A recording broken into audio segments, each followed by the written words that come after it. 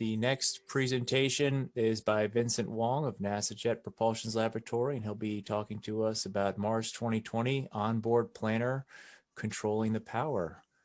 Vincent. Hello. Good afternoon, everybody. Welcome to Mars 2020 Onboard Planner, Controlling the Rover. This will be a fairly quick talk on what the Onboard Planner is and some of the things we've done to integrate it into our flight system. My name is Vincent Wong. I'm a flight software developer at JPL. Apologies for the disembodied voice as I'm having some webcam issues at the moment. So with that, let's get started. Next slide, please. Okay, here's a little bit about Mars 2020. First, it's a planetary rover that launched on time in 2020, unlike the Olympics, and it's en route to Mars right now. In fact, it will be landing in Jezero Crater next week. Its primary mission is a little different from its sibling or cousin, Curiosity, and it's to search for signs of past life and to cache samples for future return. It also has other cool gadgets like a mini helicopter and an oxygen converter instrument. Next slide, please. So the Mars 2020 literature sometimes mentions something called a baseline reference scenario. You can think of it as like a plan for what to do on Mars for the first 2 Earth years or so. It's fairly aggressive. It calls for what I believe 19 kilometers of driving over 2 years. So definitely more aggressive than Curiosity or MSL, which for reference has driven 24 kilometers over 8 years. However, we've also learned a lot of lessons from operating MSL for these past 8 years, specifically what types of factors affects rover productivity. For instance, we've learned that one major challenge is really in predicting resource usage for activities. And this includes, for instance, time to execute activities. For example, if an activity is to drive, for instance, and maybe the terrain might not be as expected as modeled on the ground or from looking at the pictures, and there might be more slip than expected, causing the drive to take longer or not go as far. And other resources are data volume acquired or energy consumed for executing activities, or just heating requirements, how long it takes to preheat certain instruments. All of these are kind of hard to predict from just downlink data.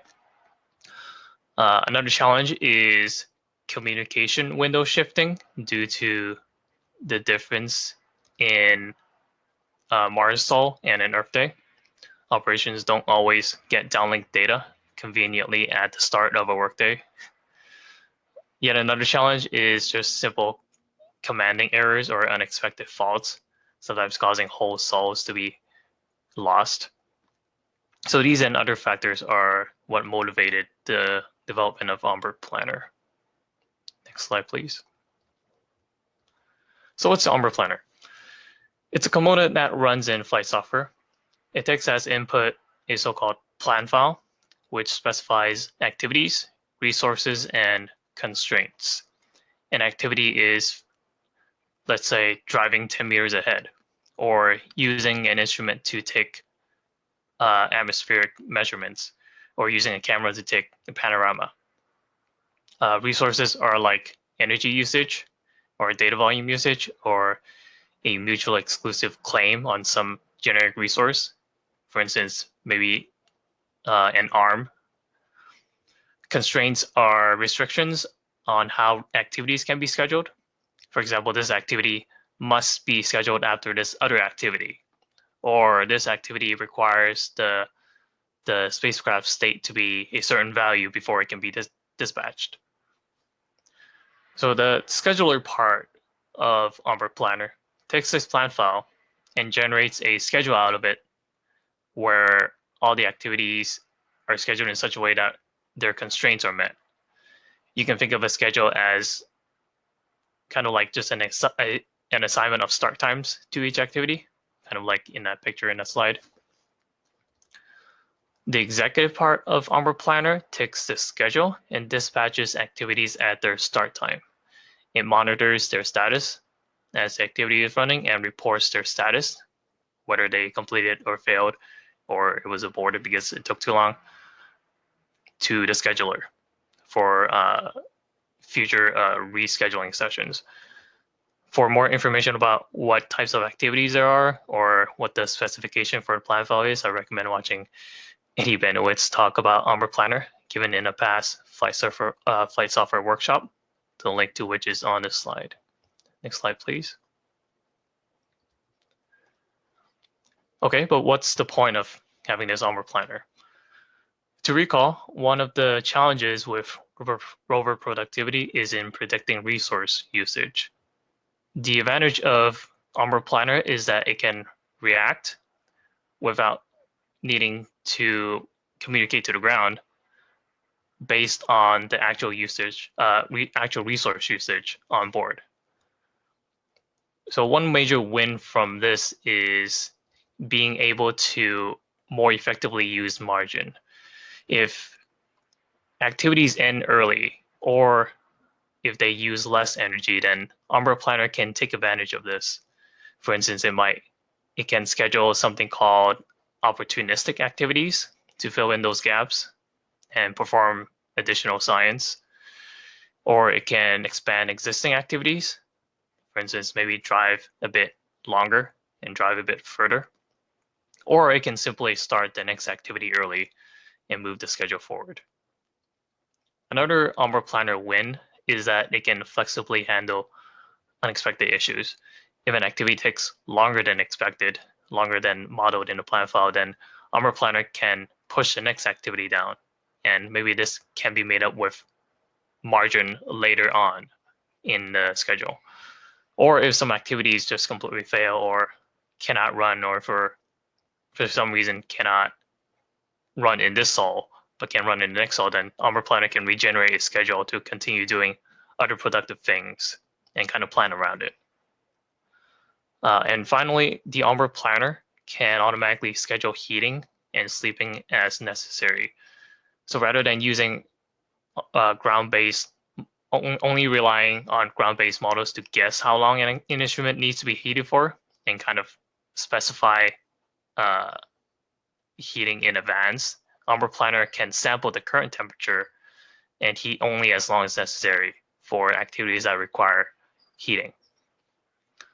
For sleeping, when the rover's state of charge runs low, then Onboard Planner can schedule sleeping to recharge energy. So being able to do these things on board automatically massively eases the operations jobs.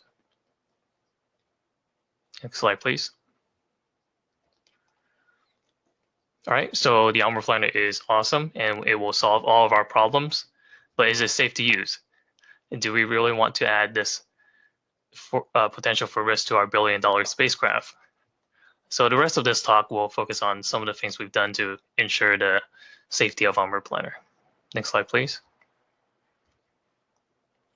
The first level of this is related to the operational mode. While the Onboard Planner has been implemented in the flight software already, and it certainly works, it isn't the only, nor is it the core way of operating the rover. It's probably well known by now that Mars 2020 inherits a lot from MSL, and this includes flight software, and also the traditional sequence-based way of operations. Onboard Planner is developed as an additional capability on top of that. Doing it this way it gives an option for mission systems to ease into using Onboard Planner as the mission moves along, instead of getting thrown into the deep end of Onboard Planner right off the bat. And Onboard Planner itself is also designed to kind of use many of the existing interfaces that the traditional sequence-based way of operations uses. For instance, interfaces to activate sequences, interfaces to request heating, interfaces to request sleeping, and for querying rover state. This reduces the risk of using completely new interfaces and reduces the operational burden of having to learn new interfaces and their quirks. Next slide, please. At the onboard planner level, we've added restrictions to its power that keep it in check. For scheduling, we have plan-wide limits on state of charge levels, peak power levels, and delta data volume usage. What this means is that our planner can't create schedules where the rover falls below some minimum state of charge, or where it uses above a certain amount of power at any point during the schedule. And we also encode things called fixed activities in the plan file, which Onboard Planner must respect and place into the schedule at the specified time. For instance, communication window activities, which always happens at set times or happens at known times. And when they're happening, they exclude doing most other activities. Or manual shutdown activities, which operations can use to indicate that the rover must be asleep at a certain time for whatever reason. For the executive, prior to dispatching activities, Onboard Planner verifies that the state conditions are actually met, or the constraints are actually met for that activity. For instance, if an activity requires a temperature zone to be preheated, like it needs to be preheated for the actuators to work safely, the executive checks with a more specialized flight software module that the zone has really reached an appropriate temperature. So it won't dispatch the activity unless that condition is met, even if the scheduler says the heating should have finished by now. Next slide, please. At the flight software level, we put effort into making sure that when a system fault happens, Onboard Planner will completely stop what it's doing. Of course, we don't expect this to happen often, but it's a kind of fail-safe. And these are some of the examples of system faults that are relevant to Onboard Planner. A fault happens when flight software detects state of charge level that's too low. So I mentioned before how Onboard Planner enforces the state of charge limit throughout its schedule. However, flight software also does its own check, kind of as a last line of defense. This is like a catch-all in case something causes Onboard Planner to unintentionally violate the limit. Another fault that happens is if the rover has been awake for too long. This is called the maximum uptime fault. We expect Onboard Planner to schedule sleeps at a certain rate. So if it has been too long since then something is wrong and flight software can detect this. Finally, a fault may happen when flight software detects resource arbitration conflicts. Basically, there's a system in flight software to ensure that incompatible behaviors aren't happening at the same time.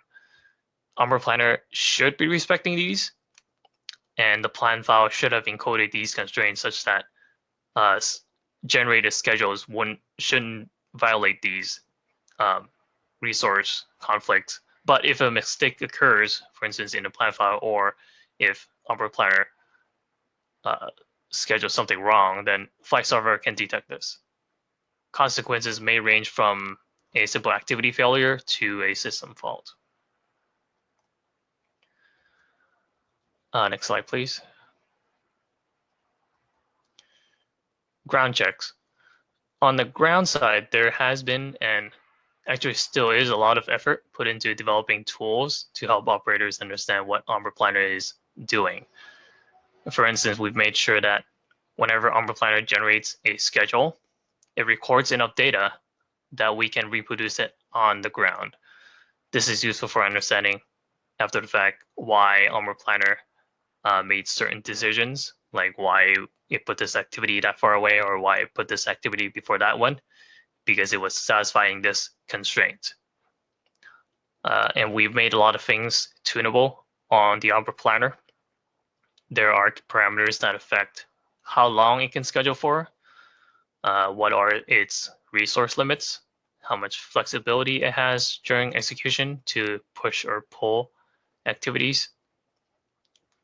During plan design, there are ground tools that perform Monte Carlo simulation. They simulate what schedules are generated and how they're regenerated given the plan file and any intermediate states, and in general how they're executed under varying conditions, like some activities that run longer, some activities that finish sooner.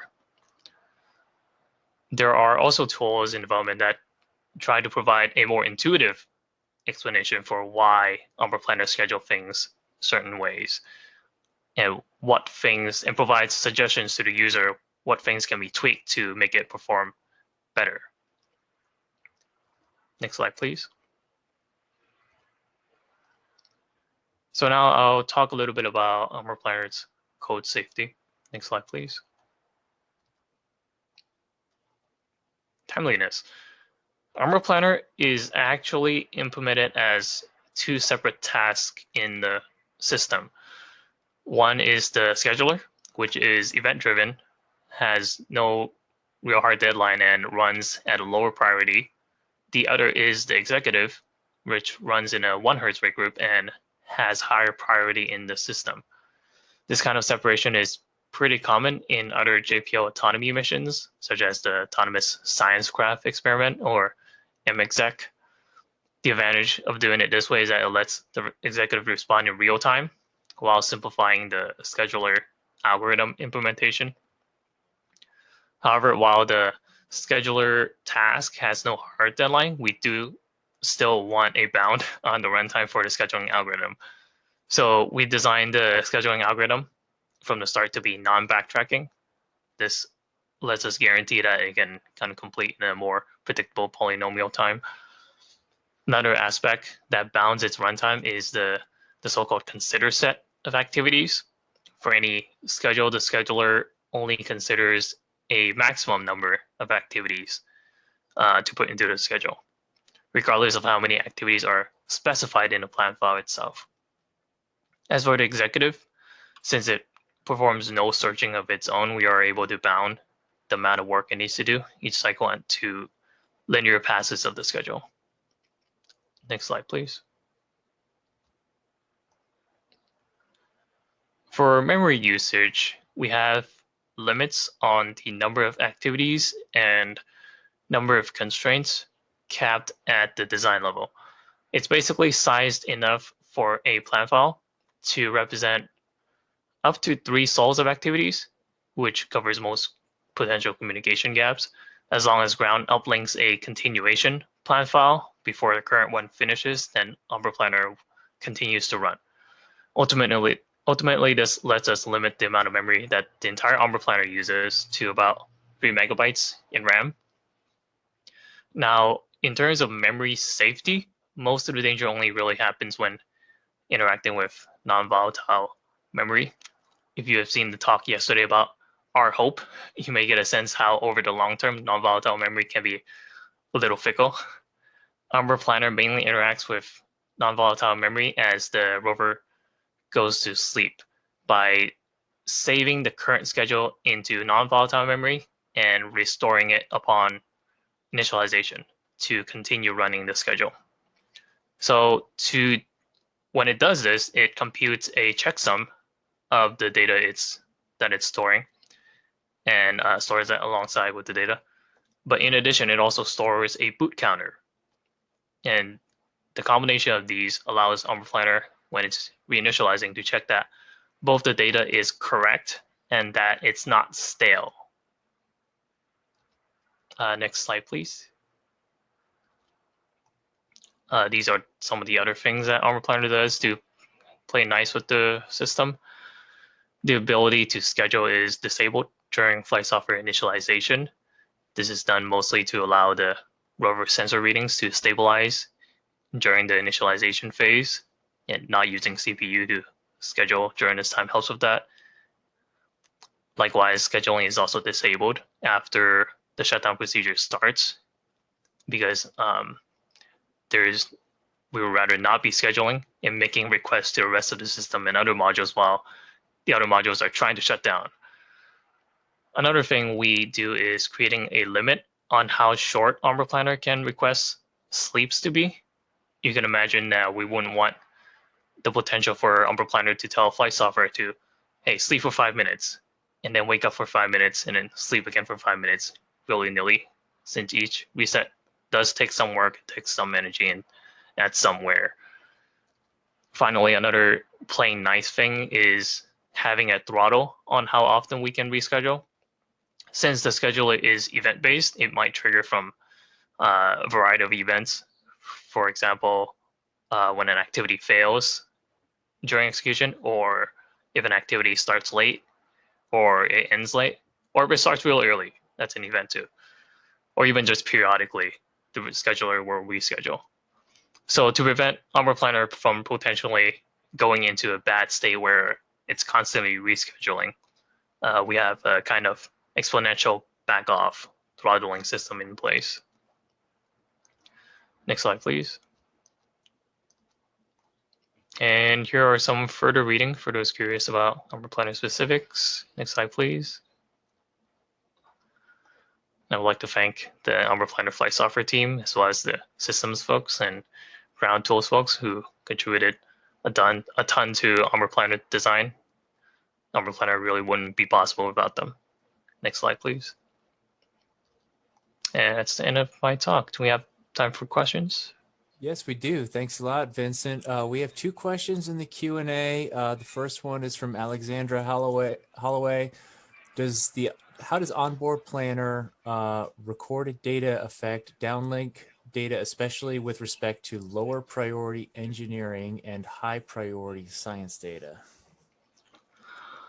That I'm personally not too sure about. That would depend on kind of like how operations prioritize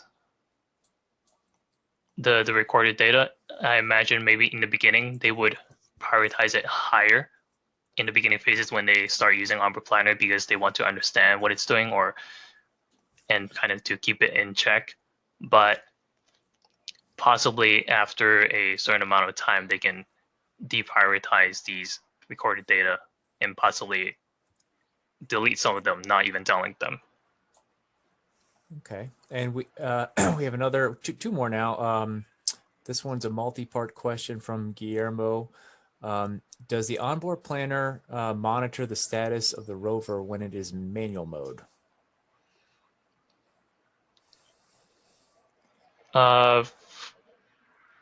Manual mode, I am kind of assuming maybe in like during safe mode or something. In that case, Onboard Planner would not be running. During safe mode, it would kind of be in the domain of flight software to keep it quiescent and wait for ground communication. Okay, the next part of the question is, can it actuate if, for example, it sees that the battery charge is too low when it is in manual mode? I guess if you, maybe that means safe mode. Yeah, kind of like, I guess the same answer. If Okay. it's in safe mode, then Onboard Planner would not be running in that state. Okay. All right. Next question from Steve Stolper. I assume Onboard Planner requires a set of time relative sequences to execute the behaviors. Is that correct?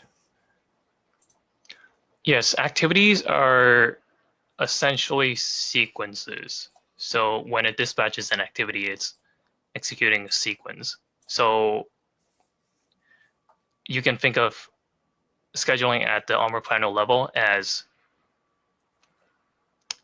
like a more high level, I guess, kind of activity level, instead of and the sequences themselves encode more specific actions for what those activities entail, like drive forward 1 meter and turn around or something like that.